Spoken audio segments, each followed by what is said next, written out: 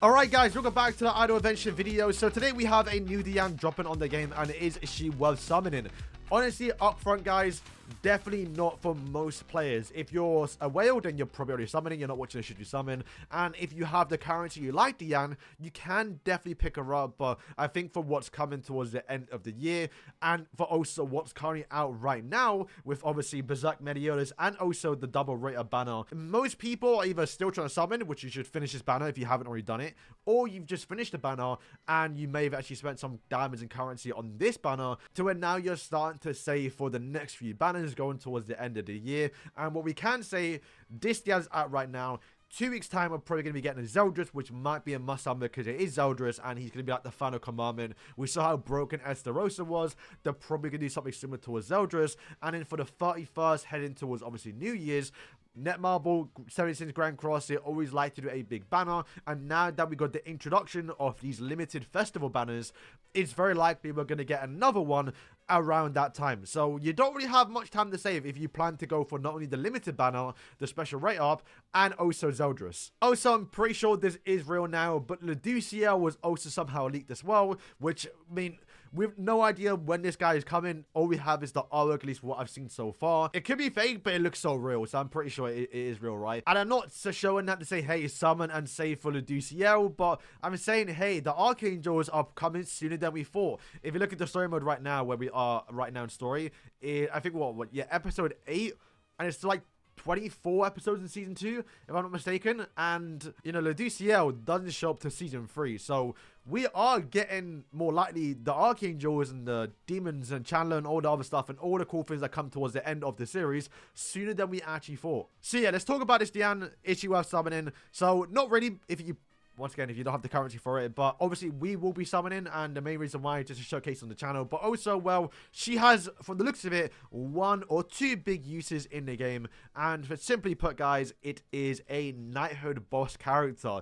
Knighthood bosses right now, we are sorely in need of a character that can apply petrification, because you want to apply petrification 3 times. And the only 2 characters that can do it are, yeah, Diane and Hellbrim, right? So yeah, now we have another character that can apply petrify, also type advantage, so you literally do like 20% more accuracy and damage as well. But yeah, let's talk about the character. So yeah, her first skill, normal skill, does do basic damage basically, but also had a 20% chance to apply level 2 petrification for only 1 second, where the ultimate for the other Diane, normally it is actually 2 seconds, which the 2-second one is a little bit more useful because, well, one, you have control over it, so you can say, hey, I'm going to petrify right before my barn ultimate, to where, yes, when you do petrify, you do lower the critical resistance by 40%, where for level 2, it is actually 6%, so a little bit lower, more likely not to create.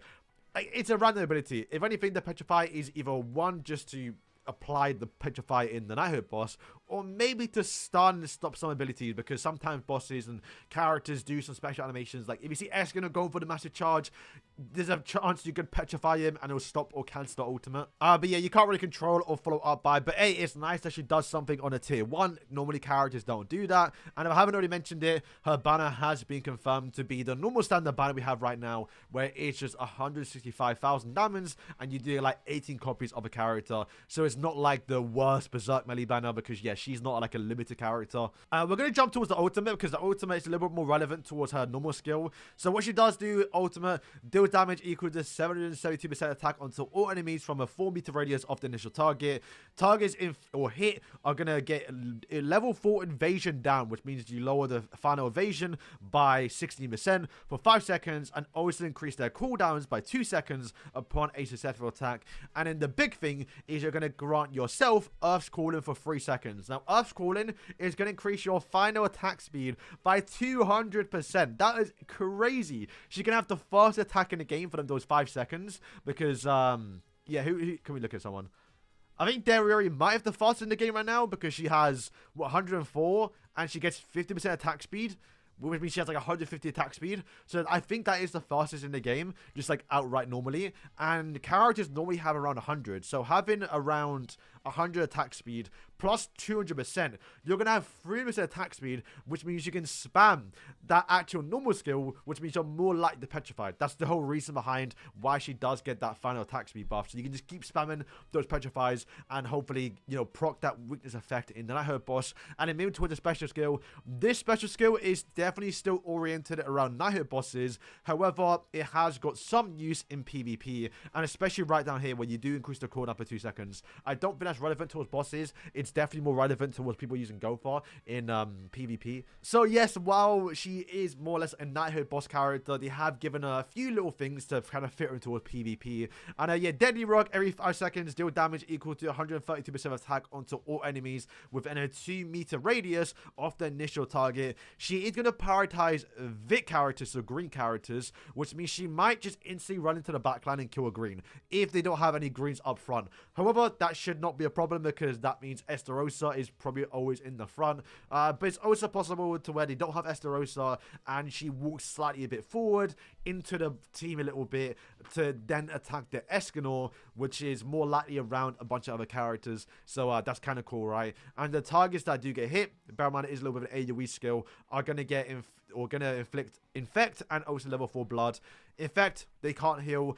Kind of helpful a little bit right now in PvP with Elizabeth. Elizabeth on her heals, she doesn't remove debuffs, only on her ultimate. So if she doesn't time it properly, there will be some times where this infect will be helpful. And it also is an AoE infect, which is quite nice because we don't really have that in the game right now. I guess we have draw, but no one's really using draw. And in the level 4 blood is just going to deal additional damage based off the caster's actual attack, which 27%, is that high? No, probably not, right? It's almost the exact same as Slater. Depending on her stats though, but stats are good because Slater's actual attack is just awful. So like it doesn't scale up quite well. So we see base of attack. But yeah, that's kind of the character, like I said, you're more likely gonna be using her in towards mostly night bosses. Whenever you need to bring someone that can petrify, whenever you have to bring someone that can apply infect. The bloods are gonna help you do a bit more damage so you can get a higher score. And also down here, the final evasion is quite nice to, once again, if you've not done her boss's work, the more damage you do to him, the more the stats increase, and it will get to a point where the evasion is so high that you start missing. So lowering it down a little bit means you're more likely to get a little bit of damage in that you wouldn't have normally done. And I do think this is kind of helpful towards some story bosses because there'll be some times where the evasion once again is too high that you start missing, and this can help out a little bit. But that does mean she herself needs to be a high dupe character, which if you summon on the banner, you probably get towards like 5 stars. So yeah, that's the character. Like I said, not really worth something for most people. You know, keep summoning for Berserk Melee until we leave tonight basically, or just start saving for Zeldris in 2 weeks, or wherever the new end of year banner is going to be. This character will come in the tickets in about 1 month's time, and yeah, you can wait and get her then, right? I don't want to downplay her. I think she will have a use in the game, and we'll see how she interacts with the game outside of Nightherd bosses to see if she ranks higher. But off the bat, I'm putting an A tier. I'm seeing A tier already because S tier is like, okay, well, you can use them everywhere. SS like the big bads, you know, Berserk Melee basically. Where 8 is like, okay, they have a use in the game, and that's kind of what she's been made for. So I wouldn't go too crazy. Oh, so Zaratras is gonna rate a banner, which yeah, don't summon. I mean, I've literally 16 Zaratras's, which I think would cost me 160,000 diamonds anyway, right?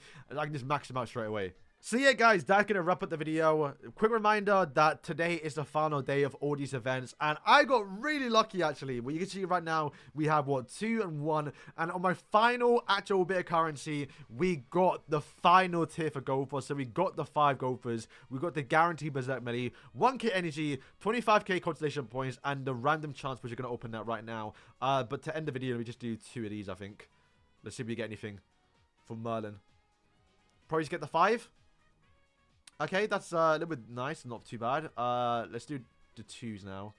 But and remember, the top one's 1% chance. I got so lucky, bro. That's unreal. Ooh, I thought I was going to stop there. All right. Well, let's open up our little loot we got. All right, do we get anything? We do not. Okay, so yeah, right now is it 1 random? It is 1 random. Do we get a Berserk Melee? Dairy area, I don't mind. Actually, that's really good. At least it wasn't an actual, you know, normal melee. And then we can guarantee melee here. I think he's like, what, 1 away? No, he's actually quite far. But also, I got the 5 copies for Gopher for getting that. And I'm now going towards 6 stars. So that's actually really nice. Let's awaken that. Dairy area is still quite far away towards getting towards, 10 star. But, yeah, guys, that's going to wrap up the video. of course, we will be summoning tomorrow. Seeing how well she works in 9 bosses, I expect her to work really, really well. And then also trying out in PvP, even though I don't think that'll be a main use. Because right now, like, if you look at my PvP team, like, I just don't have room to replace things. I'm not getting rid of Monsbeat. I'm not getting rid of King. Like, she doesn't synergize well, like, buffing up the team, so there's no point not bringing her. But yeah, some other cool things coming tonight, like the new system and some other new stuff too. So guys, thank you for watching. Good luck in your summons tomorrow if you do plan to summon. I saw a few in the comments, but some people simple for Diane, which hey, I'm all for. Unironically, giant girl Diane, this one right here has been one of my favorite characters because of how well that petrify worked in bosses. And yeah, going forward, I'm definitely interested to see how well this Diane works, because if you just keep stunning on the bosses, it'd be kind of crazy. But it's all RNG, so we'll see. So guys, thank you for watching, and yeah.